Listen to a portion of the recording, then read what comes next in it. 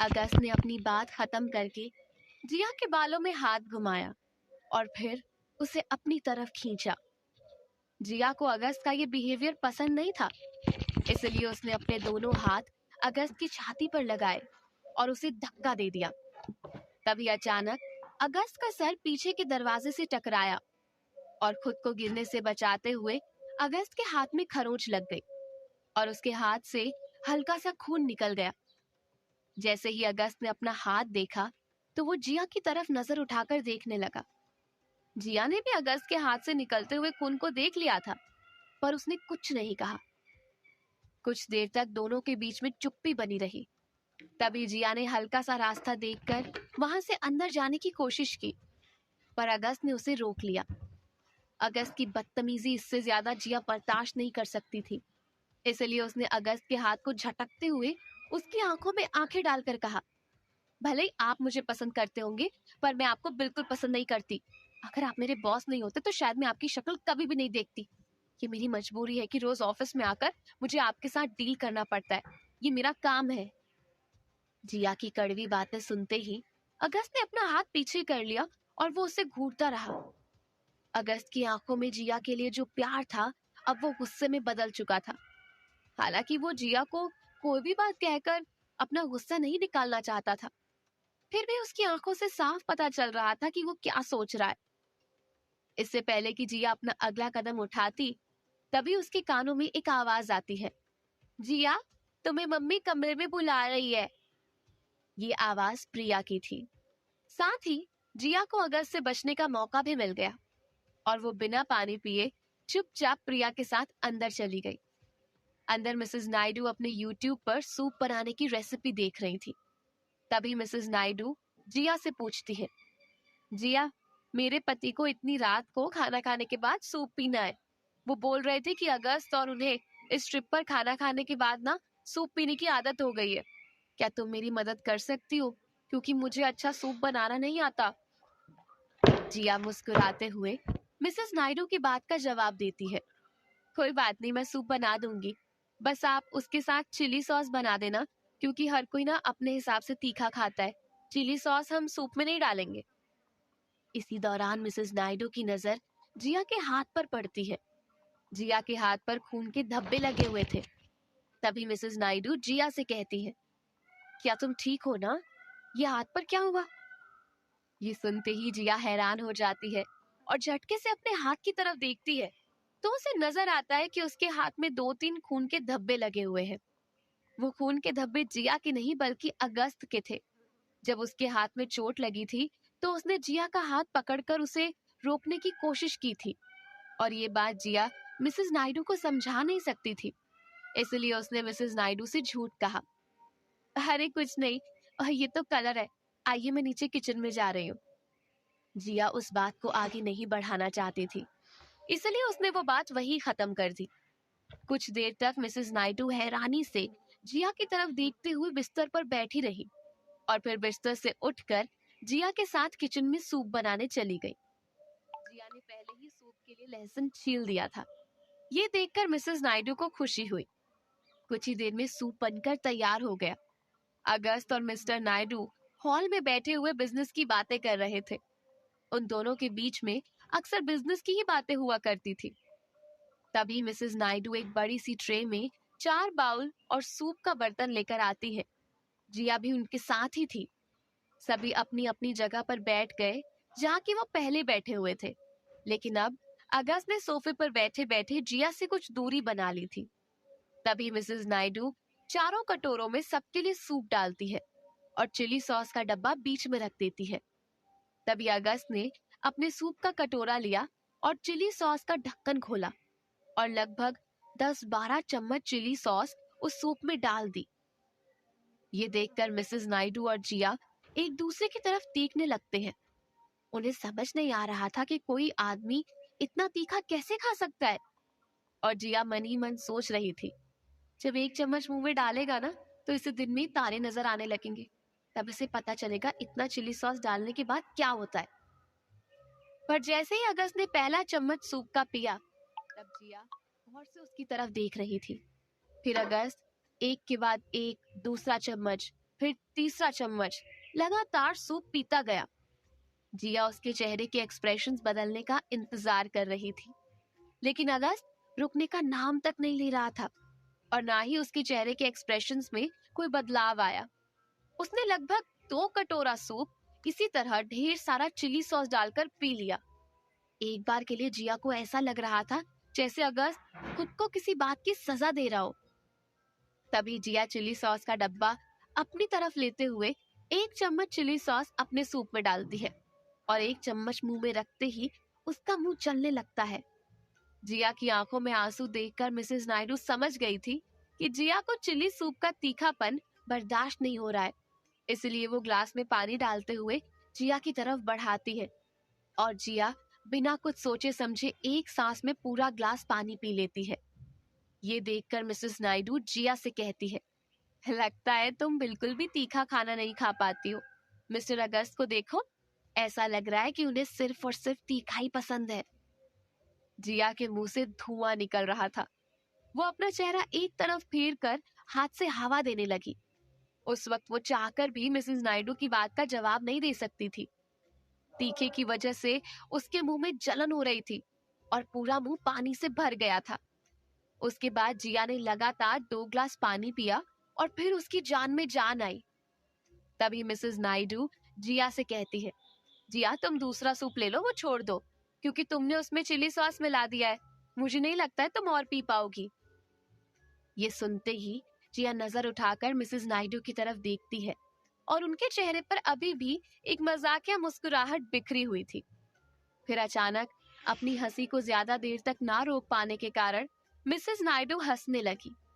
जिया ने देखा कि आसपास सब लोग मुस्कुरा रहे हैं। तभी अगस्त भी मुस्कुराने की झूठी एक्टिंग करने लगता है। हालांकि जिया अगस्त की मुस्कुराहट के पीछे छुपे गुस्से को समझ गई थी, लेकिन वो कुछ भी नहीं कर सकती थी। बस मन ही मन सोच रही थी कि ये आदमी कितना झूठा है। अगर इसे यहाँ बैठकर सूप पीने का मन नहीं है तो चला क्यों नहीं जाता, कम से कम मुझे भी शांति मिलेगी। तभी अचानक अगस्त सूप का आखिरी घूंट पीकर मिसेस नायडू से कहता है, मिसेस नायडू, खाना और सूप बहुत अच्छा था, पर अब मुझे चलना होगा। मिसेस नायडू भी हाथ जोड़कर अगस्त से कहती है, घर पर आने के लिए बहुत बहुत धन्यवाद, कभी समय मिले तो फिर आइएगा। जिया उन दोनों की बात सुनकर सोच रही थी कि क्या मिसेस नायडू ने उसके साथ कोई प्लान किया था जो अगस्त को जानबूझकर वहां बुला लिया। हालांकि जिया ने खाना बनाने में मदद की थी, पर इस तरीके का खाना मिसेस नायडू खुद भी बना सकती है, या फिर जिया उन्हें फोन पर इंस्ट्रक्शंस दे सकती थी। लेकिन नहीं, उन्हें तो जिया को यही बुलाना था और फिर उसकी बेइज्जती करवानी थी। अचानक जिया को एहसास होता है कि वो अपने दिमाग में बेमतलब के थॉट्स भर रही है। इसलिए वो खुद को रोकते हुए मन ही मन कहती है, जिया अपने एहसासों पर काबू रखना सीख, बस हो ही गया, वो जा रहा है और तेरी भी छुट्टी। बस भगवान न करे कि ऐसा दिन दोबारा आए और मुझे फिर से इस आदमी की बातें बर्दाश्त करनी पड़े। तभी सभी लोग उठकर दरवाजे की तरफ जाने लगे। जिया भी उनके पीछे पीछे चल रही थी। जैसे ही अगस्त दरवाजे के पास पहुंचा, तभी मिसेस नायडू अगस्त से कहती है, मिस्टर अगस्त, अगर आप बुरा ना माने तो क्या आप जिया को उसके अपार्टमेंट तक छोड़ देंगे, क्योंकि रात बहुत हो गई है और एक लड़की का ऐसे दिल्ली की सड़कों पर अकेले निकलना ठीक नहीं है। अगस्त मुस्कुराते हुए मिसेस नायडू की बात का जवाब देता है, हाँ हाँ क्यों नहीं, जरूर। इतना कहते ही अगस्त ने जिया की तरफ अपना हाथ बढ़ा दिया और फिर जिया से कहने लगा, आइए जिया, मैं आपको आपके अपार्टमेंट तक छोड़ दूंगा, आइए। जिया अपना हाथ अगस्त के हाथों में रखने से कतरा रही थी। तभी मिसेस नायडू जिया की तरफ देखती हैं और जिया तुरंत अपना हाथ अगस्त के हाथों में रख देती है और अगस्त अपनी गाड़ी का दरवाजा खोलकर जिया को पीछे की सीट पर बिठा देता है और फिर दूसरी तरफ से जाकर गाड़ी में बैठ जाता है। जैसे ही गाड़ी मिसेस नायडू के घर से निकली, अगस्त के चेहरे की मुस्कुराहट नॉर्मल हो गई और उसने गुस्से में ड्राइवर से कहा, जल्दी से किसी स्टोर पर गाड़ी रोक दो। मिसेस नायडू के घर से कुछ ही दूरी पर एक जनरल स्टोर था, जहां ड्राइवर ने गाड़ी रोक ली। अगस्त ने भारी आवाज में ड्राइवर से कहा, 3-4 बॉटल पानी लेकर आओ। ड्राइवर तुरंत गाड़ी से उतरा और स्टोर के अंदर चला गया। जिया को समझ नहीं आ रहा था कि ये सब क्या हो रहा है और अगस्त बेसब्री से स्टोर की तरफ देख रहा था। ऐसा लग रहा था जैसे मानो वो प्यास से मरा जा रहा हो। कुछ ही देर में ड्राइवर भागते हुए पानी की 4-5 बॉटल्स लेकर आया और उसने पीछे का दरवाजा खोलकर वो बॉटल्स सीधा अगस्त को दे दी। जब तक ड्राइवर आगे की सीट पर बैठता तब तक अगस्त पानी की बोतल का ढक्कन खोलकर एक बोतल पानी पी चुका था और उसने तुरंत दूसरी बोतल का भी ढक्कन खोल दिया। जिया को समझ नहीं आ रहा था कि अगस्त को इतनी प्यास लगी या फिर वो जबरदस्ती पानी पी रहा है। इतने में ड्राइवर ने गाड़ी आगे बढ़ा दी। हालांकि अब अगस्त के पानी पीने की स्पीड थोड़ी कम हो गई थी, लेकिन अभी बोतल उसके मुंह से लगी हुई थी और थोड़ा बहुत पानी उसने अपने मुंह में भरा हुआ था। तभी जिया अगस्त की तरफ देखकर मन ही मन कहती है, ऐसा लग रहा है जैसे कितने दिनों से प्यासा होगा। क्या इसको पानी नहीं मिला होगा? इसे तो खाने के टाइम पर भी पानी नहीं पिया था और ना ही इतना तीखा सूप पीने के बाद भी इसने पानी के बारे में पूछा। शायद तीखा सूप पीने के बाद ही इसकी ये हालत हुई है। खैर, अच्छा ही है, ऐसे लोगों के साथ ऐसा ही होना चाहिए। जो लोग तीखा बोलते हैं उन्हें मीठा तो खाना भी नहीं चाहिए, मीठे की बेइज्जती हो जाती है। ये सब सोचते हुए जिया मुस्कुराने लगी और अगस्त ने नजर उठाकर उसकी तरफ देखा। तभी जिया के चेहरे की मुस्कुराहट गायब हो गई। क्या जिया सच में अगस्त से नफरत करती थी? अगस्त ने जिया से नजर हटाकर आखिरी बूंद पानी पिया और फिर खाली बोतल को अपने सीने से लगा लिया। लेकिन उसके मुंह की जलन अभी तक ठीक नहीं हुई थी। जैसे ही अगस्त की नजर हटी, वैसे ही जिया के चेहरे की मुस्कुराहट फिर से वापस लौट आई। तब जिया अगस्त को देखकर जोर जोर से हंसना चाहती थी, लेकिन उसने अपनी जीभ को दांतों तले दबा कर रखा। अगस्त ने जलन के कारण अपना सर गाड़ी की विंडो से टिका दिया। जिया ने पहली बार अगस्त को इतनी असहाय स्थिति में देखा था। अगस्त का मुंह खुला हुआ था और उसने आंखें बंद की हुई थी। ऐसा लग रहा था जैसे किसी भी वक्त उसके मुंह से लार टपक जाएगी। तभी जिया के मन में ख्याल आया कि अगर अगस्त के दुश्मनों को ये पता चल जाए कि अगस्त को ढेर करने के लिए चिली सॉस ही काफी है, तो शायद वो अगली बार मीटिंग में अपने साथ भर भर कर चिली सॉस लेकर आएंगे। अगस्त समझ गया था कि जिया उसकी सिचुएशन को देखकर मन ही मन हंस रही है। तभी वो लड़खड़ाती हुई आवाज में कहता है, तुम्हें हंसी आ रही है मुझ पर? जिया ने एक भी शब्द उससे नहीं कहा था। उसे पता था कि मुंह खोलते ही उसकी हंसी फूट पड़ेगी। अगस्त ने अपना सवाल खत्म करते ही अपना मुंह फेर लिया। यहाँ जिया अब बार बार उसे देख रही थी। कुछ देर बाद अगस्त ने अपनी जेब से रुमाल निकाला और अपने चेहरे का पसीना पोंछा, पर फिर भी उसका माथा पसीने से चमक रहा था। एक बात तो साफ थी कि अगस्त को तीखा बिल्कुल भी पसंद नहीं है। फिर भी उसने दिखावे के लिए इतना सारा चिली सॉस खा लिया, पर शायद कम बोलने के कारण वो मुंह की जलन को बर्दाश्त कर पाया। लेकिन फिर भी ऐसा करना इतना आसान नहीं था। फिर से एक बार और अगस्त ने टेढ़ी नजर करके जिया की तरफ देखा और वो फिर से जिया से कहता है, जिया, अगर तुम मेरी ऐसी हालत पर हंसी तो मुझे बहुत गुस्सा आएगा। तभी जिया मुस्कुराते हुए अगस्त से कहती है, आपकी जो अभी हालत है ना, उसकी जिम्मेदार सिर्फ और सिर्फ आप हो। आपके सूप में किसी और ने तीखा नहीं डाला था, बल्कि आपने खुद अपने साथ ये सब किया है। अब इसका खामियाजा तो भुगतना ही पड़ेगा ना। अपनी बात खत्म करते ही जिया ने गौर से एक बार और अगस्त की तरफ देखा।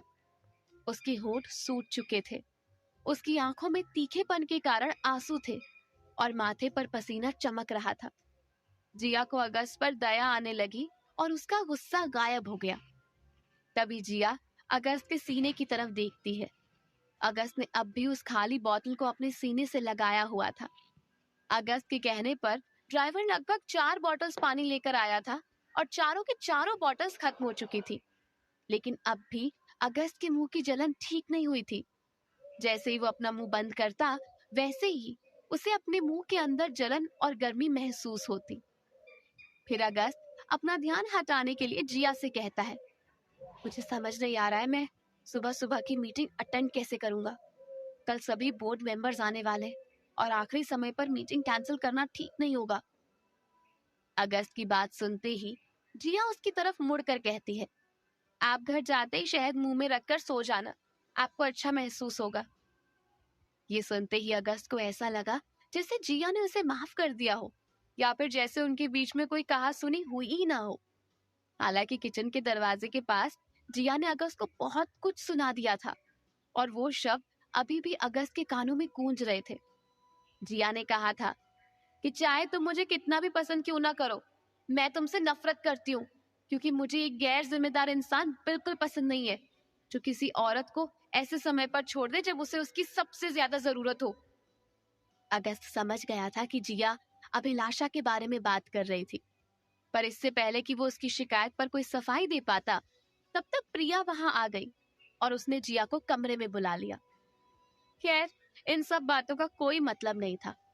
फिर अगस्त जिया से कहता है, जो कुछ भी हुआ मैं उसके लिए माफी मांगना चाहता हूँ। जिया ने धीमी आवाज में कहा, कोई बात नहीं, वैसे भी मुझे ऐसी बातें याद रखना बिल्कुल पसंद नहीं है। वैसे भी जो आपने किया था उसकी सजा आपने खुद को खुद ही दे दी। इतना कहते ही जिया हंसने लगी। बहुत दिनों के बाद जिया को इस तरह हंसते हुए देखकर अगस्त को सुकून मिल रहा था, और कुछ पल के लिए वो अपने मुंह की जलन को भूल गया था। तभी जिया के साथ साथ अगस्त भी मुस्कुराने लगा। अगस्त ने कुछ देर के लिए ड्राइवर को गाड़ी रोकने के लिए कहा था, लेकिन फिर अगस्त ड्राइवर से कहता है, चलो हमें टाइम से नोएडा पहुंचना होगा। ड्राइवर ने गाड़ी आगे बढ़ाई। रात के 11 बजे थे, सड़कें सुनसान थी, सिर्फ कुछ ट्रक्स रोड पर चल रहे थे। तभी ड्राइवर ने राइट टर्न लिया और कच्चे रास्ते पर गाड़ी को मोड़ दिया। वहां से जिया का अपार्टमेंट कुछ ही दूरी पर था। जिया और अगस्त के बीच में कुछ देर तक सन्नाटा बना हुआ था, और फिर उस सन्नाटे को तोड़ते हुए अगस्त ने जिया से कहा, वैसे सूप के साथ चिली सॉस देने का आइडिया तुम्हारा ही था ना? जिया ने मुस्कुराते हुए हाँ में सर हिलाया। फिर जिया अगस्त से कहती है, मुझे नहीं पता था आप इतने गुस्से में होंगे, मैं चिली सॉस के लिए आपसे माफी मांगना चाहती हूँ। जिया का मजाकिया टोन बता रहा था कि वो अगस्त की टांग खींच रही है। इससे पहले कि अगस्त कुछ कहता, ड्राइवर ने गाड़ी रोक दी। तभी अगस्त जिया की तरफ देखकर उससे कहता है, वैसे जिया, तुम्हें इतनी आसानी से माफी नहीं मिलने वाली है। तुम्हें अपनी गलती के लिए मुझे एक दिन अपने हाथों से खाना बनाकर खिलाना पड़ेगा। जिया के अंदर उस वक्त अगस्त को लेकर कोई गुस्सा नहीं बचा था, इसीलिए वो मुस्कुराते हुए कहती है, हाँ हाँ क्यों नहीं। जैसे ही जिया गाड़ी का दरवाजा खोलकर बाहर निकलने वाली थी, तभी अगस्त ने उसका हाथ पकड़ लिया और उसे अपनी तरफ खींचते हुए उसकी आंखों में आंखें डालकर कहा, जिया, मैं कोई गैर जिम्मेदार आदमी नहीं हूँ। मुझे पता है तुम अभिलाषा के बारे में बात कर रही थी। हम दोनों का रिश्ता 3 साल पहले खत्म हो चुका था, और वो दोबारा मेरी जिंदगी में तब आई जब मैंने ये कंपनी खरीदी। तुम्हें अच्छे से पता है कि मैंने कंपनी कब खरीदी है। जिया बेपरवाह नजरों से अगस्त की तरफ देखकर कहती है, कोई बात नहीं मिस्टर अगस्त, आपको मुझे ये सब बताने की कोई जरूरत नहीं है। मुझे घर छोड़ने के लिए थैंक यू। इतना कहते ही जिया कार से बाहर उतर गई और बिना पीछे मुड़े सीधा अपार्टमेंट की तरफ चलने लगी। अगस्त उसे जाते हुए देख रहा था। जिया जैसे ही अपने अपार्टमेंट के पास पहुंची, उसके कदमों की रफ्तार धीमी हो चुकी थी। वहां से सड़क साफ नजर नहीं आती थी, इसलिए जिया ने अपने कदमों को रोक लिया और एक धीमी सी मुस्कुराहट उसके चेहरे पर बिखर गई। सचमुच बहुत दिनों बाद जिया खुश थी। हालांकि उसके मन में कुछ सवाल भी थे, लेकिन इस वक्त वो किसी भी सवाल को अपनी खुशी खराब नहीं करने देना चाहती थी। वो मन ही मन सोच रही थी कि आखिर अगस्त ने उससे इतनी बड़ी बात क्यों कही। इस बात से क्या फर्क पड़ता है कि अभिलाषा और अगस्त का रिश्ता कब खत्म हुआ। ये सोचते हुए जिया अपने अपार्टमेंट के दरवाजे तक पहुंच गई। फिर उसने पर्स से चाबी निकाली और दरवाजा खोला। अंदर आते ही दरवाजा बंद करने से पहले जिया ने एक बार और खिड़की से बाहर देखा, पर अगस्त की कार नजर नहीं आ रही थी। उसे लगा कि शायद अगस्त निकल चुका होगा। जिया का अपार्टमेंट इतनी ऊंचाई पर था कि रात के अंधेरे में किसी भी कार का नजर आ पाना मुश्किल था। फिर भी जिया को लग रहा था कि वो हाईवे पर अगस्त की कार को गुजरते हुए देख रही है। तभी अचानक खिड़की की हवा दरवाजे पर पड़ी और जोर से दरवाजा बंद हुआ। दरवाजा बंद होने की आवाज से आभा बाहर आ गई और जिया को वहां मौजूद देखकर कहने लगी, जिया तुम बताओ कैसी रही तुम्हारी डेट? जिया हैरानी से आभा की तरफ देखकर कहती है, कौन सी डेट? मैंने तुम्हें बताया था ना मैं मिसेस नायडू के यहाँ जा रही हूँ, फिर तुम कौन सी डेट की बात कर रही हो? आभा कहती है, प्लीज जिया किसी और को बनाना, मुझे नहीं पता क्या? मैं अभी ग्राउंड फ्लोर से आ रही हूँ, मैंने तुझे अगस्त की कार से उतरते हुए देखा ही नहीं। उतरने से पहले तुम एक बार और कार के अंदर चली गई और बैठकर उससे कुछ बातें करने लगी। तब जिया आभा से कहती है, आभा तो बिल्कुल गलत समझ रही है, दरअसल बात कुछ और है। हालांकि मैं अगस्त की कार से यहाँ आई थी, लेकिन मैं अगस्त के साथ डेट पर नहीं गई थी। मैं मिसेस नायडू के यहाँ गई थी, उनके यहाँ गेस्ट आने वाले थे, तो मैंने खाना बनाने में उनकी मदद की। पर जब मैंने गेस्ट को देखा तो मैं हैरान हो गई। वो गेस्ट कोई और नहीं बल्कि अगस्त था। और आते वक्त मिसेस नायडू ने अगस्त को मुझे अपार्टमेंट तक छोड़ने के लिए कह दिया। मैं उनके सामने कोई तमाशा नहीं करना चाहती थी, इसलिए चुपचाप अगस्त के साथ आ गई। तभी आभा पूछती है, और रास्ते में आते वक्त तुम दोनों ने बिल्कुल भी बात नहीं की होगी, है ना? जिया कहती है, हाँ हमारे बीच में बातें हुई, पर इसका मतलब कुछ और नहीं है। वैसे भी आभा, ये सब कुछ झूठ है। आभा कहती है, क्या झूठ है? जिया आभा की बात का जवाब देते हुए कहती है, यही कि अगस्त मुझे क्यों पसंद करेगा? इतनी सारी लड़कियां उस पर मरती हैं, वो जिसे चाहे उसे अपने साथ डेट पर ले जा सकता है, फिर वो मुझे क्यों डेट पर ले जाएगा?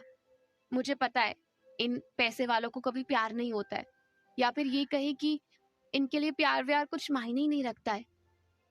आभा कहती है, कौन सी दुनिया में जी रही है? यहाँ लव नहीं, लस्ट कहते हैं इसे। और ये तो तुझे भी मानना पड़ेगा कि तुम कम खूबसूरत नहीं हो। कोई भी आदमी ना तुझ पर चांस मार सकता है, फिर अगस्त क्यों नहीं? और इसमें तेरा भी फायदा है। भले कल मुझे माया पर बहुत गुस्सा आ रहा था, लेकिन वो गलत नहीं कह रही थी। तुझे ये मौका अपने हाथ से जाने नहीं देना चाहिए। वो तुझसे प्यार करता हो या नहीं ये सब मैटर नहीं करता। खुशी की बात यह है कि वो तुझे पसंद करता है, इसलिए इस चांस को अपने हाथ से मत जाने दे। जिया गुस्से से आभा की तरफ देखती है और कहती है, तुम मुझे बार बार एक ही बात क्यों समझाती हो?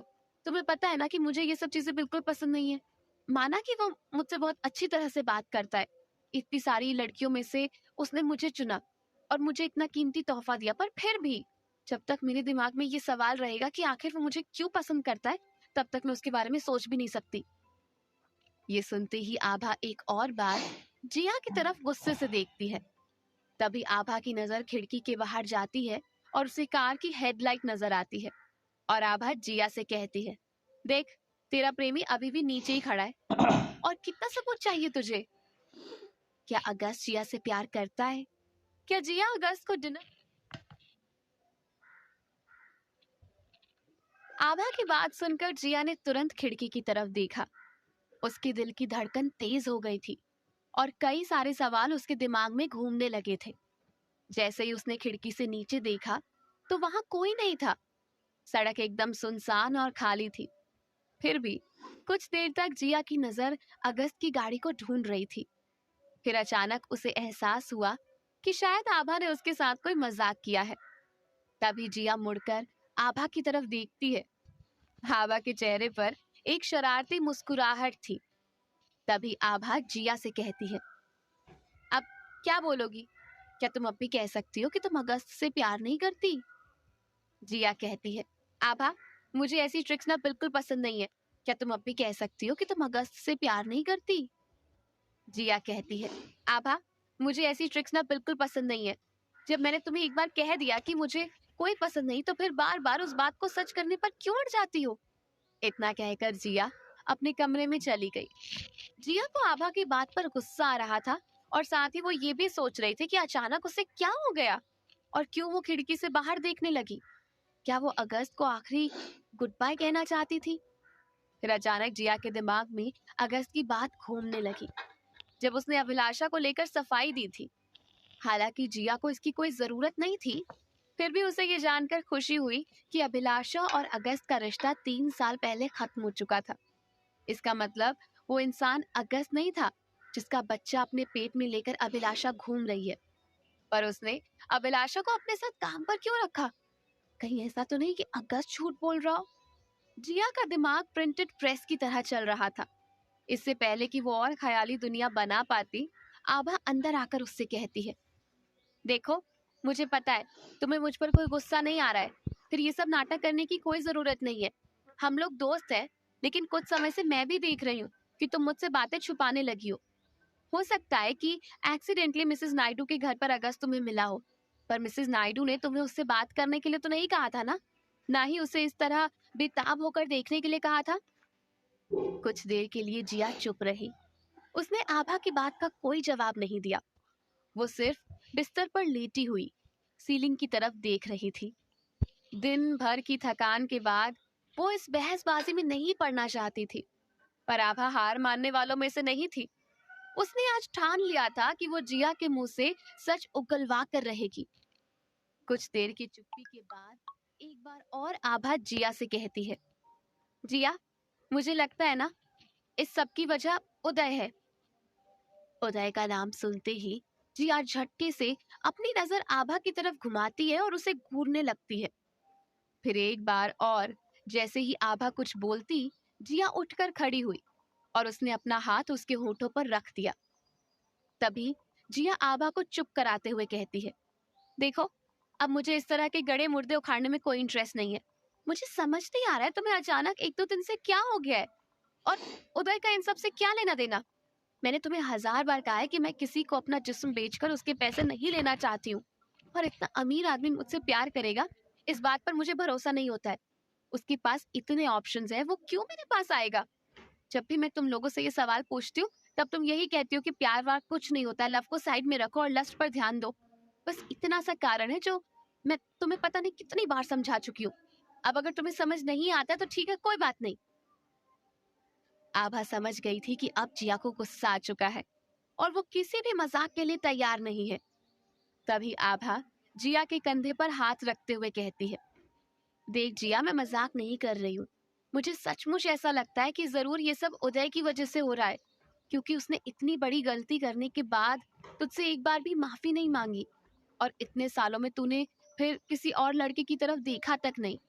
अगर वो आदमी तेरे दिमाग में नहीं बैठा होता तो तू जरूर किसी न किसी को अपना लाइफ पार्टनर बना चुकी होती। मैं नहीं मानती कि जितने भी लड़के आंटी ने तेरे लिए देखे थे, वो सब के सब बेकार ही होते होंगे।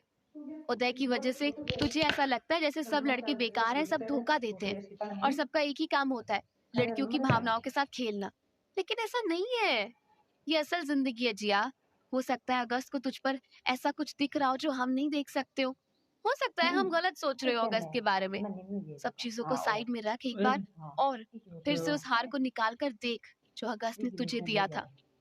उसे पहनकर तो इतनी बड़ी पार्टी में गई थी, तुझे पता भी नहीं था कि उसकी वैल्यू क्या है। अगर वो सिर्फ तेरे साथ सोना चाहता तो तुझे इतना कीमती तोहफा क्यों देता। हाँ, ये बात अलग है कि हमें किसी से ज्यादा उम्मीद नहीं रखनी चाहिए, क्योंकि अमीरों के रिश्ते बहुत जल्दी बनते हैं और बहुत जल्दी खत्म भी हो जाते हैं। मैं नहीं चाहती कि तू एक बार और इमोशनली हर्ट हो, पर इसका मतलब ये नहीं कि अगस्त गलत है। ये सब सुनकर जिया आभा की तरफ देख रही थी। तभी आभा अपनी बात को जारी रखते हुए कहती है, सुन जिया, ये जो अभी मैंने इतना बड़ा इमोशनल लेक्चर तुझे दिया है ना, ये जरूर सच हो सकता है, पर प्रैक्टिकल सच्चाई क्या है तू बस उसे समझने की कोशिश कर। आंटी बीमार है, उनका ऑपरेशन होने वाला है, उसके लिए तुझे लाखों रुपए की जरूरत है, जिसमें तूने कुछ जमा भी किए हैं। और वो लड़का जिससे तू शादी करने के बारे में सोच रही है या फिर शायद सोचेगी, उसके पास कितना पैसा होगा तुझे अंदाजा भी नहीं है। वो एक नॉर्मल वकील है, पता नहीं कितने केस उसे मिलते होंगे, फिर साथ में उसके खुद के भी खर्चे होंगे। हालांकि वो बहुत अच्छा इंसान हो सकता है, वो तेरी जिम्मेदारियों को उठाने में तेरी मदद करने की चाह रख सकता है, पर कितनी मदद कर पाएगा इस बात की कोई गारंटी नहीं है। लेकिन अगस्त तुझे पसंद भी करता है और वो तेरी परेशानियां दूर भी कर सकता है। अगर इसके बाद वो तुझे प्यार करता है तो ये तो बहुत अच्छी बात है। जिया के चेहरे के भाव एकदम से बदल जाते हैं और वो तेज आवाज में कहती है, अब हाँ, मुझे समझ नहीं आ रहा है तुम फिर से उसी बात पर घूम फिर कर कैसे आ सकती हो, और मैं इतनी सारी उम्मीद और इच्छाएं लेकर किसी के साथ जिंदगी में आगे नहीं बढ़ सकती, चाहे उसके पास अरबों की संपत्ति क्यों ना हो। अच्छा सोच, अगर मैं अगस्त के साथ चली गई, उसने मेरी सारी जरूरतों को पूरा भी कर दिया, माँ का ऑपरेशन भी हो गया, उसके बाद क्या। जब मेरी सारी जरूरतें पूरी हो जाएंगी तब तो मैं यही सोचूंगी ना कि उन जरूरतों को पूरा करने के लिए मैंने क्या किया था। इससे पहले कि आभा जिया से एक और शब्द कह पाती, तभी जिया उसको रोकते हुए कहती है, बस आभा, एक सीधी और सिंपल बात समझ लो, मैं ये नहीं कर सकती। आखिरकार आभा को हार माननी ही पड़ी और उसने जिया के कमरे से बाहर जाने का फैसला किया। वो समझ गई थी कि जिया कभी नहीं सुधरने वाली है, वो वैसे की वैसी ही रहेगी। उसने जो गलती सालों पहले की थी, वो वही गलती दोहराती रहेगी। उदय उसके पास कई बार माफी मांगने आया भी था, पर उसने उसे कभी माफ नहीं किया, सिर्फ ये जानकर कि उदय किसी और लड़की के साथ घूमने फिरने लगा है। जिया ने अपना रिश्ता नाता उससे तोड़ लिया। हालांकि ये बात और थी कि वो लड़की कोई और नहीं, उसकी बेस्ट फ्रेंड रोशनी थी। आभा के जाते ही जिया ने अपना सर तकिए पर टिका दिया और फिर से छत की तरफ देखने लगी। तभी उसके कानों में आभा की आवाज गूंज रही थी और उसे बार बार यही सुनाई दे रहा था कि तुम अपनी माँ का ऑपरेशन कैसे करोगी। तभी जिया ने अपने बाल नोच लिए और तकिए से अपना मुंह दबाने लगी। अचानक उसे वो समय याद आ गया जब वो उदय के साथ कॉलेज में घूमा करती थी। दोनों बहुत खुश थे। इतना ही नहीं, सारा कॉलेज उन्हें आइडल कपल की तरह देखता था। हालांकि सच सिर्फ और सिर्फ जिया की आंखों से छुपा हुआ था। बाकी सबको पता था कि उदय किस किस्म का लड़का है। इसलिए जिया को लगता है कि जरूरी नहीं वो सच हो जो आपकी आंखों के सामने दिख रहा है। साथ ही साथ जिया नहीं चाहती थी कि वो अपनी माँ के ऑपरेशन के लिए अपने शरीर का इस तरह से इस्तेमाल करे। बार बार उसके दिमाग में एक ही बात आ रही थी कि वो जितना हो सकेगा उतना ओवर टाइम करेगी, पार्ट टाइम जॉब ले लेगी, ज्यादा से ज्यादा लोगों को ट्यूशन देने की कोशिश करेगी, पर इस तरह उम्मीद रखकर किसी के साथ चले जाना उसे बिल्कुल भी अच्छा नहीं लग रहा था। जिया ने कई करवटें ली पर उसे नींद नहीं आ रही थी। तभी अचानक उसके फोन की घंटी बजी, पर वो फोन की स्क्रीन देखकर हैरान हो गई। ये अगस्त का फोन था। जैसे ही उसने फोन उठाया, अगस्त ने कहा, हेलो जिया, तुम सो तो नहीं गई थी ना? ये सुनते ही जिया ने फोन को अपने कान से दूर हटाया और स्क्रीन की तरफ देखती रही। उसे समझ नहीं आ रहा था कि वो अगस्त के फोन का जवाब दे या नहीं। जब तक स्क्रीन ऑफ नहीं हुई, तब तक जिया ने स्क्रीन से अपनी नजर तक नहीं हटाई। कुछ देर में फोन डिस्कनेक्ट हो गया और फोन पर मैसेज की घंटी बजी। जिया ने दोबारा फोन उठाया और स्क्रॉल डाउन करके मैसेज देखा तो अगस्त का ही मैसेज था। उसने वही बात मैसेज पर लिखकर भेजी थी जो वो फोन पर पूछ रहा था। जिया कुछ देर तक फोन की तरफ देखती रही। उसके दिमाग में एक लड़ाई चल रही थी कि उसे अगस्त की बात का जवाब देना चाहिए या नहीं। काफी देर तक ये लड़ाई उसके दिमाग में चलती रही। फिर उसने फोन तकिए के नीचे रख दिया और वो सोचने लगी कि शायद अगस्त समझ जाएगा, वो शायद सो गई होगी। हजारों ख्यालों के साथ जिया ने अपनी आंखें बंद की और कुछ ही देर में उसे नींद आ गई। जब उसने आंख खोली तो उजाला कमरे में फैल चुका था और सुबह हो गई थी। जिया दूसरी तरफ मुड़ी तो खिड़की पर लगा सफेद पर्दा सूरज की रोशनी में चमक रहा था। उसने अपना फोन उठाकर पावर बटन ऑन किया तो देखा कि सुबह के 6:30 बजे हैं। जिया ने कई हफ्तों से एक्सरसाइज नहीं की थी और वो दोबारा रूटीन में आना चाहती थी। इसलिए उसने तुरंत उठना ही ठीक समझा और जल्दी से बिस्तर उठाते हुए अपने कपड़े लेकर वो नहाने के लिए चली गई। जिया अपनी जिंदगी में बदलाव लाना चाहती थी और आज उसके लिए ये एक नया दिन था। क्या अब जिया अगस्त से कभी बात नहीं करेगी? आखिर जिया ने क्या फैसला किया? आगे जानने के लिए सुनते रहिए।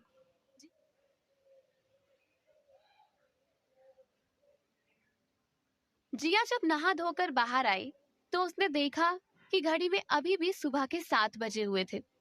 आज वो बाकी दिनों से काफी जल्दी उठ चुकी थी। तभी उसने अपना फोन स्क्रॉल किया और वीचैट खोलकर देखने लगी। सभी दोस्तों की प्रोफाइल देखने के बाद उसकी नजर अधीर के प्रोफाइल पर गई। अधीर चुपचाप बैठा हुआ था और उसके चेहरे पर हल्की सी मुस्कुराहट थी और दूसरी तरफ कई सारी पेन किलर्स रखी हुई थी। जिया ने तुरंत अधीर को मैसेज टाइप किया, क्या हुआ, तुम्हारी तबीयत तो ठीक है ना? अधीर ने वो पोस्ट कुछ 3 घंटे पहले ही पोस्ट किया था। जिया का मैसेज मिलते ही अधीर उसे रिप्लाई करते हुए लिखता है, मैं बिल्कुल ठीक हूँ। बस भाई की तबीयत रात को खराब हो गई थी। उनके पेट में दर्द हो रहा था, तो मैं उनके पास दवाई लेकर आ गया। ये सुनते ही जिया समझ गई थी कि इतना चिली सॉस खाने के बाद जरूर अगस्त का गला सूज गया होगा और उसके पेट में भी जलन होने लगी होगी। शायद इसीलिए रात को अगस्त ने जिया को फोन किया था। तब भी उसकी आवाज साफ नहीं सुनाई दे रही थी। ये सब सोचकर जिया तुरंत अगस्त की प्रोफाइल पर जाती है और उसे मैसेज टाइप करती है। वाटरमेलन का जूस पेट के लिए अच्छा होता है और वो गले की सूजन को भी ठीक कर देगा। मैसेज सेंड करने के बाद जिया ने अपना वाटर बॉटल उठाया और फोन साइड में रखकर सोचने लगी कि इतनी जल्दी अगस्त नहीं सोता होगा। अगर वो रात भर परेशान था तो शायद अभी आराम कर रहा होगा। तभी वो जैसे ही दरवाजे से बाहर निकलने के लिए कदम आगे बढ़ाती, उसके फोन की घंटी बजी। अगस्त ने उसके मैसेज का जवाब दे दिया था। जिया ने फोन उठाकर देखा तो अगस्त ने लिखा, मुझे वाटरमेलन जूस बिल्कुल पसंद नहीं। मैसेज पढ़ते ही जिया सोच रही थी कि अगर अब इंसान को खुद ही ठीक नहीं होना है तो उसके लिए क्या किया जा सकता है। फिर भी जिया ने एक और मैसेज टाइप किया, आप चाहो तो हनी भी ले सकते हो, उससे भी थोड़ी बहुत राहत तो मिल जाएगी। मैसेज सेंड करते ही अगस्त का रिप्लाई आ गया, ओके। ये मैसेज पढ़ते ही जिया ने तुरंत फोन बिस्तर पर फेंक दिया और रनिंग के लिए निकलने लगी। तभी उसे याद आया कि वो स्लीपर्स पहनकर ही घर से बाहर जा रही थी। तब वो अचानक पीछे मुड़ी और उसने अपने जूते निकाले। जूते पहनने के बाद उसने एक बार और फोन की तरफ देखा, लेकिन फोन स्क्रीन पर कोई भी मैसेज नहीं था।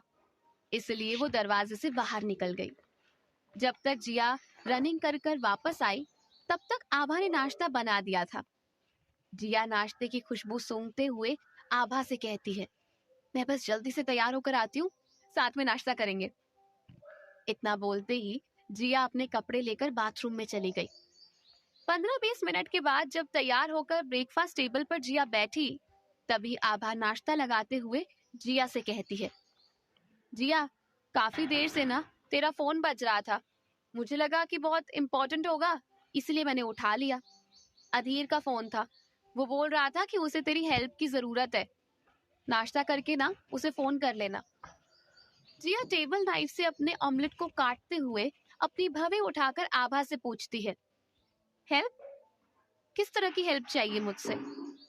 आभा कहती है, ये सब मुझे नहीं पता, मैंने उसे सीधा कह दिया कि तुम आकर उससे फोन करोगी। ये सुनते ही जिया अपना वी चैट खोलकर अधीर का मैसेज देखती है।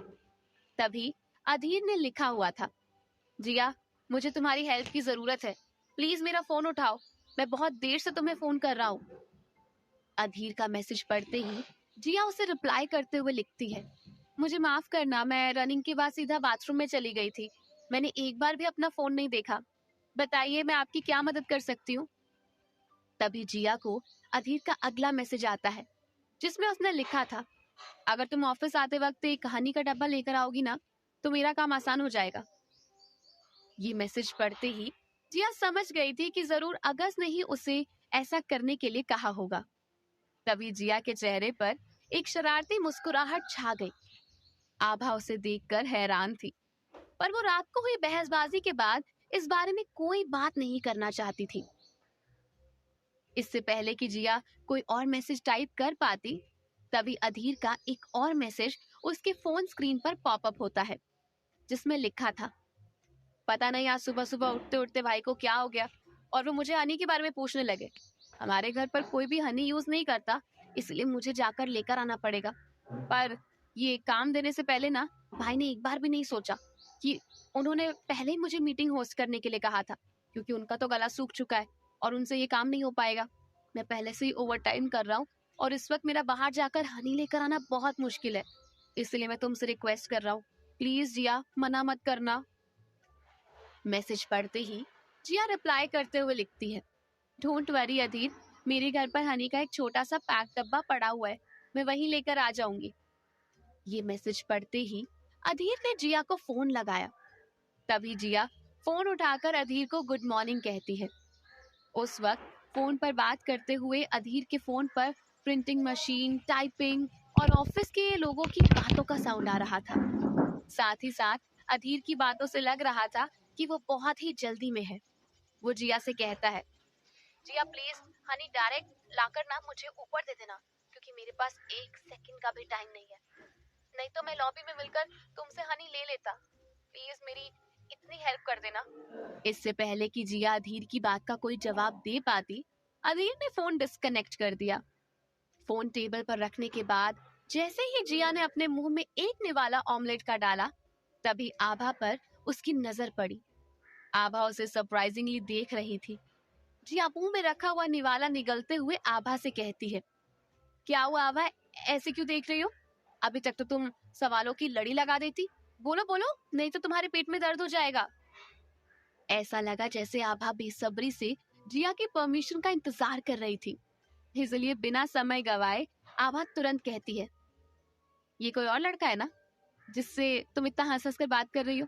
आजकल तुम मुझसे बहुत सारी बातें छुपाने लगी हो। कोई बात नहीं, लगता है तुम्हारे नए दोस्त बन गए।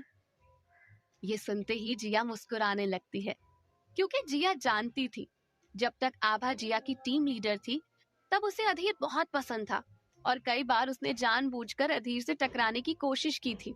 इसलिए जिया की मुस्कुराहट अब हंसी में बदल गई थी और वो हंसते हुए आभा से कहती है, आभा, जिस लड़के से मैं बात कर रही थी ना, उस पर मुझसे ज्यादा तुम्हें इंटरेस्ट था। अगर अभी भी वो इंटरेस्ट बरकरार है तो मैं बात कर सकती हूँ। इतना कहते ही आभा समझ गई थी कि जिया अधीर के बारे में ही बात कर रही है। तभी आभा टेबल से उठते हुए ना में सर हिलाकर किचन की तरफ चली जाती है और फिर पीछे मुड़ते हुए जिया से कहती है, वैसे कल जो मैंने तुम्हें कहा था ना, तुम उसके बारे में सोचो, ज्यादा दिमाग मत लगाओ। मैं जहाँ हूँ ठीक हूँ। इतना कहते ही आभा पानी का ग्लास लेकर जिया के सामने रख देती है और उसकी पीठ पर हाथ फेरने लगती है। फिर जिया एक बार और आभा की तरफ मुड़कर कहती है, सॉरी आभा, मुझे उस बारे में ना ही कोई बात करनी है और ना ही मेरा ऐसी किसी चीज पर इंटरेस्ट है। इतना कहते ही जिया टेबल से उठती है और फिर एक बार आभा की तरफ अपने कदम बढ़ाते हुए कहती है, अब मैं अपनी माँ का बहुत अच्छे से ध्यान रख सकती हूँ। मेरे पास इतनी सेविंग्स है कि माँ का ऑपरेशन हो जाएगा और उनकी रिकवरी के लिए मैं कुछ लोन लेकर ओवर टाइम या सेकंड जॉब कर लूंगी। मुझे पता है मैं ये सब अकेले हैंडल कर सकती हूँ। फिर इतनी छोटी सी चीज के लिए खुद को बेचने की क्या जरूरत है? इसलिए तुम भी इस टॉपिक को ना यही खत्म कर दो, क्योंकि अब ये हमारे बीच में दरार पैदा कर सकता है। तभी उस माहौल को ठीक करते हुए आभा बात बदलते हुए जिया से कहती है, ठीक है जिया, हम इस बारे में कोई बात नहीं करेंगे, पर जिस तरह तुम अधीर से बात कर रही थी, एक पल के लिए मुझे ऐसा लगा कि तुम अपने बॉयफ्रेंड से बात कर रही हो। इसलिए मैं तुम्हें पहले ही चेतावनी दे देती हूँ, चाहे मैं अधीर को पसंद करूँ या ना करूँ, मुझे जलाने के लिए कभी भी उसके करीब जाने की कोशिश मत करना। ये सुनते ही जिया हैरानी से आभा की तरफ देखती है और आभा मुस्कुराते हुए जिया का हाथ पकड़ लेती है। तभी जिया भी बाकी बातों को भूलकर मुस्कुराते हुए आभा से कहती है, टेंशन लेने की कोई जरूरत नहीं है। वैसे भी मुझे अधीर पर कोई इंटरेस्ट नहीं है और ना ही मुझे तुम्हें इस चीज को लेकर जलाना है। जैसे ही जिया अपना बैग लेने के लिए अंदर जाती है, तभी आभा एक बार और उसका हाथ पकड़ते हुए उसकी आंखों में आंखें डालकर पूछती है, जिया, मेरा सारा मजाक सारा ज्ञान एक तरफ रख दे प्लीज, और मुझे एक बात सच सच बताओ, क्या तुम अगस्त को पसंद करती हो? मैं जानती हूँ अपने दिल की सभी बातें किसी से शेयर नहीं करती हो तुम, पर मुझसे तो कर सकती हो। तुझे उसके साथ नहीं जाना है कोई बात नहीं, पर अगर तुझे कभी भी ऐसा लगे कि तुझे किसी दोस्त की जरूरत है जो तेरी सुने, तब मुझे मत भूलना। ये सुनते ही जिया आभा को गले लगा लेती है और मुस्कुराते हुए कहती है, चला बहुत इमोशनल बातें हो गई, मैं ऑफिस के लिए लेट हो रही, मुझे मेरा बैग लाने दे। आभा कहती है, ठीक है, तू जा अपना बैग लेकर आ, मैं भी तेरे साथ नीचे तक चलूंगी। तभी जिया अपने कमरे में अंदर जाकर अपना बैग उठाते हुए जैसे ही कमरे से बाहर आ रही थी, उसकी नजर एक लकड़ी के डब्बे पर पड़ती है और वो उसे उठाकर अपने बैग में रख देती है और बाहर चली आती है।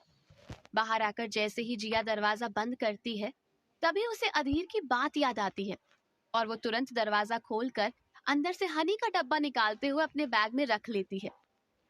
जब तक जिया ऑफिस पहुंचती, वहां पहले से ही अफरा तफरी मची हुई थी।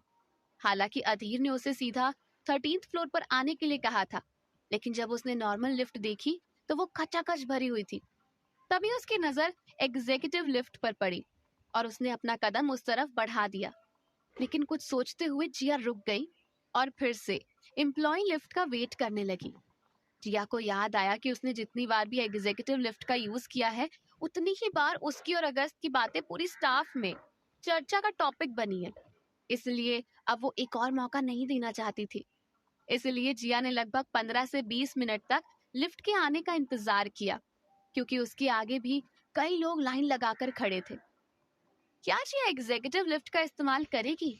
क्या अगस्त उसका लाया? जिया कुछ देर और लिफ्ट के सामने खड़ी रही, पर उसका नंबर नहीं आया। अब जिया और इंतजार नहीं करना चाहती थी, इसलिए उसने सीढ़ियों से चढ़ने का फैसला किया। जैसे ही वो दूसरे माले पर पहुंची,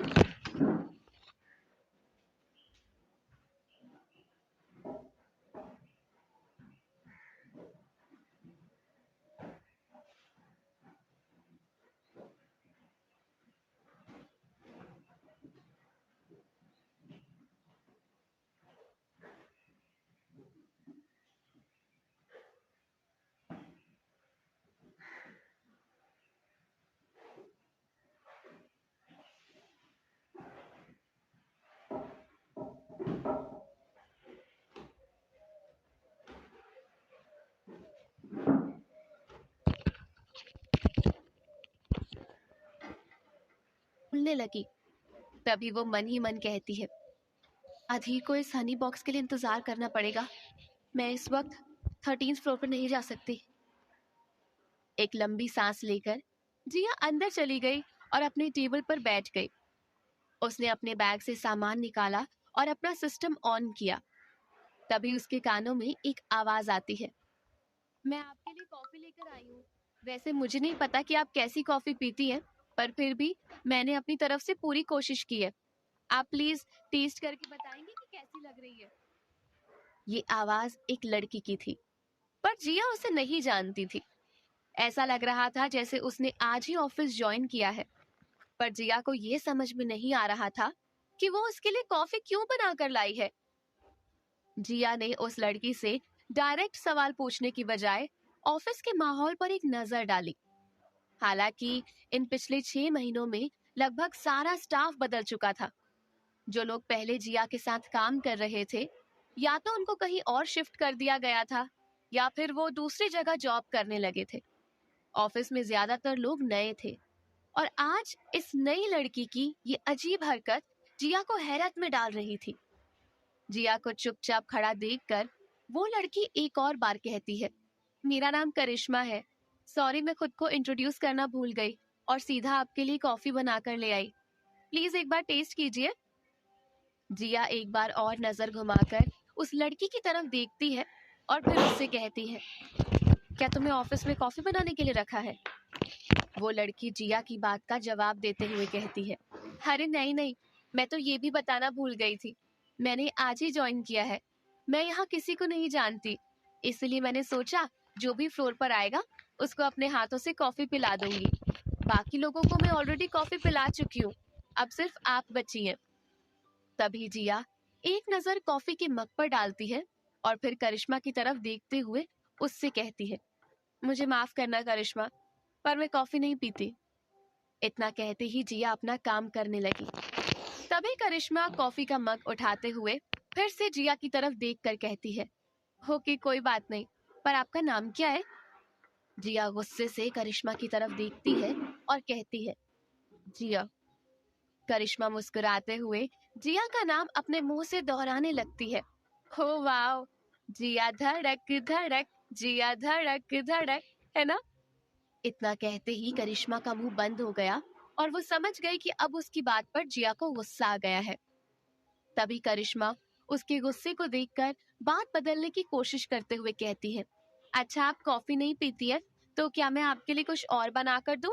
लाइक चाय, जूस, और हाँ, मेरे पास स्मूदी भी है। इतना कहते ही वो अपने पर्स से थर्मस निकालने लगती है। तभी जिया एक बार और दांत पीसते हुए उसको रोक कर कहती है, देखो करिश्मा, अब बस करो। मैं अपने लिए पानी लेकर आई हूँ, तो तुम्हें परेशान होने की कोई जरूरत नहीं है। इतना कहते ही जिया पीछे मुड़ी और उसने अपने पर्स से पानी का बोतल निकाला। जिया के पर्स का चेन खुलते ही करिश्मा की नजर उसके पर्स में रखे लकड़ी के बॉक्स पर गई और उसने तुरंत हाथ डालकर वो बॉक्स उठाने की कोशिश की, लेकिन जिया ने तुरंत उसका हाथ पकड़ लिया और हाथ मोड़ते हुए कहने लगी, देखो करिश्मा, मुझे तुमसे कोई लेना देना नहीं है, पर ऐसी हरकतें मुझे बिल्कुल पसंद नहीं। तभी करिश्मा जोर जोर से चिल्लाने लगी और उसकी आवाज सुनकर सारा स्टाफ वहां इकट्ठा हो गया और सभी एम्प्लॉयज में से एक आदमी जिया से कहने लगा, अरे जिया, ये क्या कर रही हो? आज पहला दिन है उसका, उससे गलतियां हो सकती हैं, उसे माफ कर दो और हाथ छोड़ो। जिया कहती है, अरे ऐसे लोगों को सबक सिखाना ही पड़ेगा, ये लोग ऐसे नहीं सुधरते हैं। पहला दिन है तो क्या हुआ, कुछ भी करेगी। इससे पहले कि वो आदमी जैसे ही कुछ कहता, करिश्मा उसे रोकते हुए कहती है, सॉरी सर, इनकी कोई गलती नहीं है, गलती मेरी ही है, मुझे इनके साथ ऐसा नहीं करना चाहिए था। इतना कहते ही करिश्मा जोर जोर से रोने लगी और उसके आंसू देखकर पूरा स्टाफ जिया के खिलाफ हो गया। तभी जिया गुस्से से सबकी तरफ देखते हुए कहती है, ऐसे मुझे क्या देख रहे हो, ये सच ही तो कह रही है, गलती इसकी है। मुझे बिल्कुल नहीं पसंद कि कोई मेरी पर्सनल चीजों पर हाथ लगाए, और इसने मेरे पर्स में हाथ डालने की कोशिश की। ये सुनकर वो आदमी जिया की बात को दोहराते हुए कहता है, क्या कहा तुमने? इसने तुम्हारे पर्स में हाथ डालने की कोशिश की? ये तो बहुत गलत बात है, इसका प्रोफेशनलिज्म से कोई लेना देना नहीं। और वैसे भी तुमने आज ही ज्वाइन किया है ना, और ऐसी हरकतें क्यों कर रही हो? ये गलत है, यहाँ पर हर किसी को अपनी पर्सनल चीज रखना अलाउड है, तुम ऐसे ही किसी के पर्स में हाथ नहीं डाल सकती। तभी करिश्मा सिसकियां लेते हुए कहती है, सॉरी, मुझे माफ कर दीजिए, पर इनकी शक्ल मेरी दोस्त से बहुत मिलती जुलती है, इसलिए मेरे अंदर ना चाहते हुए भी वो शरारत आ गई। और वो जो बॉक्स इनके पर्स में रखा है, वो सचमुच बहुत खूबसूरत दिख रहा था, इसलिए मैं खुद को रोक नहीं पाई। करिश्मा की ये बात सुनकर पूरा स्टाफ एक दूसरे के साथ कानाफूसी करने लगा। सब लोगों के एक साथ बात करने के कारण किसी को कुछ सुनाई नहीं दे रहा था।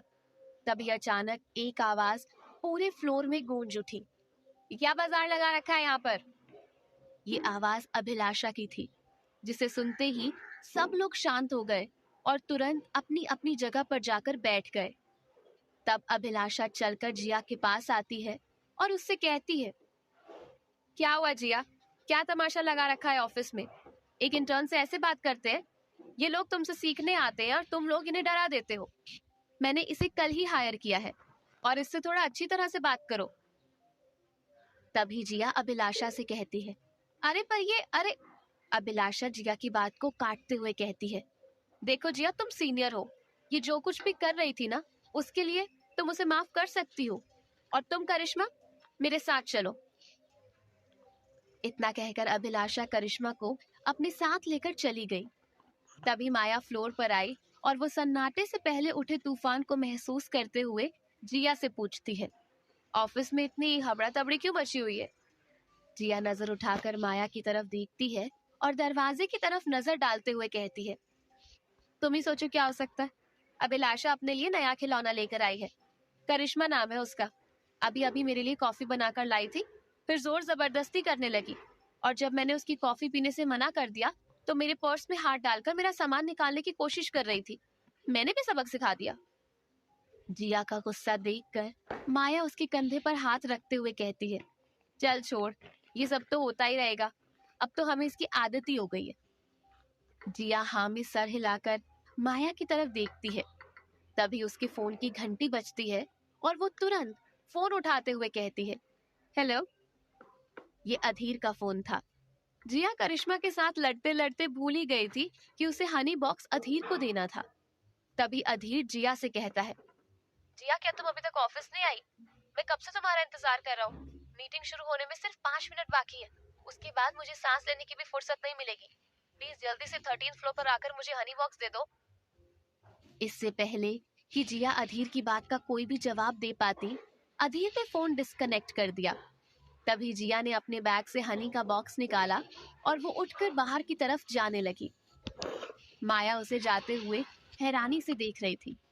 उसे समझ नहीं आ रहा था कि ये सब क्या हो रहा है। तभी एक बार और जिया पीछे मुड़कर देखती है और वापस माया के पास आकर कहती है, माया मेरे बैग का ध्यान रखना, उसमें मेरी बहुत कीमती चीज रखी हुई है। अगर किसी ने उसमें हाथ डालने की कोशिश करी तो सब कुछ खराब हो जाएगा। मैं थोड़ी देर में वापस आ जाऊंगी। इतना कहते ही जिया तेजी से बाहर की तरफ चली गई। उसने देखा कि एम्प्लॉय लिफ्ट के बाहर अभी भी लाइन लगी हुई थी। तभी वो आंखें बंद करके एक लंबी सांस लेती है और एग्जीक्यूटिव लिफ्ट का बटन दबा देती है। जैसे ही लिफ्ट सेकंड फ्लोर पर पहुंची और उसका दरवाजा खुला, तभी जिया के कानों में आवाज आती है, जिया। जैसे ही जिया ने मुड़कर देखा, एक 5 फुट 10 इंच का लड़का उसके सामने अपने हाथ में रेड रोजेस का बुके लिए खड़ा था और उसने अपने दूसरे हाथ से लिफ्ट का दरवाजा रोक रखा था। उस लड़के की आंखों में एक अलग सी चमक और चेहरे पर स्माइल थी। स्किन का कलर गेहुआ था और उसके कपड़ों से पता चल रहा था कि वो किसी अमीर फैमिली से बिलोंग करता होगा। जब तक कि जिया समझ पाती कि वो कौन है, उससे पहले ही वो लड़का जिया की तरफ बुके बढ़ाते हुए कहता है, मैं कई महीने से आपको देख रहा हूँ, पर आज तक आपसे ये कहने की हिम्मत नहीं जुटा पाया, मैं आपको बहुत पसंद करता हूँ। तभी जिया उस लड़के से पूछती है, तुम्हें कभी देखा नहीं, कौन हो तुम? लड़का अपना हाथ आगे बढ़ाते हुए जिया से कहता है, मैं कितना बेवकूफ हूँ, आपको अपना नाम तक नहीं बताया, मेरा नाम रोहन है। कहते ही उस लड़के ने जिया के हाथ में वो बुके थमा दिया और खुद सीधा दरवाजे की तरफ चलने लगा। जिया पीछे से जवाब देना चाहती थी, पर वो एग्जीक्यूटिव लिफ्ट के पास खड़े एम्प्लॉयज को देखकर चुप रही। इतना ही नहीं, उस लड़के ने भी पीछे मुड़कर नहीं देखा। तभी जिया को याद आया कि अगले 5 मिनट में अधीर की मीटिंग शुरू होने वाली है। उससे पहले उसे 13th फ्लोर पर पहुंचना होगा। ये सोचकर जिया लिफ्ट के अंदर चली गई और उसने लिफ्ट बंद होते ही 13th नंबर दबा दिया। उस बुके को वो देखने लगी, पर उसे समझ ही नहीं आ रहा था कि वो उसके साथ क्या करे। भले ही जिया उस लड़के को नहीं जानती थी और ना ही उसे उन फूलों की जरूरत थी, फिर भी उसने वो बुके अपने हाथ में पकड़े रखा। नीचे लिफ्ट के पास खड़े लोग कानाफूसी करने लगे थे। जिया भी जानती थी कि अब ऑफिस में कोई नई गॉसिप शुरू होने वाली है और हर कोई बढ़ चढ़कर उस पर भाग लेगा। इतना ही नहीं, जैसे ही ये खबर अभिलाषा तक पहुंचेगी तो उसमें से 1-2 लाइनें और जुड़ जाएंगी। खैर, जो भी हो, जिया को इन सब की आदत डालनी ही होगी, क्योंकि वो ना चाहते हुए भी हर बार किसी ऐसी चीज में फंस जाती थी जिससे उसे ऑफिस का हॉट टॉपिक बनाने से कोई नहीं रोक सकता था। क्या करिश्मा अभिलाषा की खबरी थी? लकड़ी के